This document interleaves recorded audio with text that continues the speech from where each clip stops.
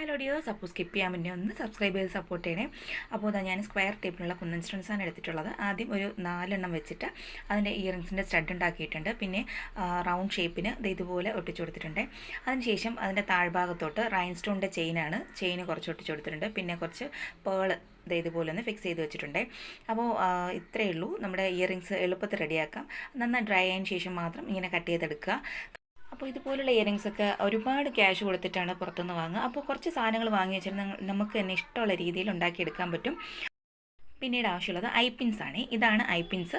അപ്പോൾ ഇത് പകുതി കട്ട് ചെയ്തിട്ട് ആ ഒരു സ്റ്റഡ് ഇയറിങ്സിൻ്റെ ആ ഒരു ഭാഗത്തും പിന്നെ ആ താഴ്ഭാഗത്തും ആ ഹാങ് ചെയ്ത് കിടക്കുന്ന താഴ്ഭാഗത്തും ഓരോന്ന് വിധം ഒട്ടിച്ചെടുക്കണം.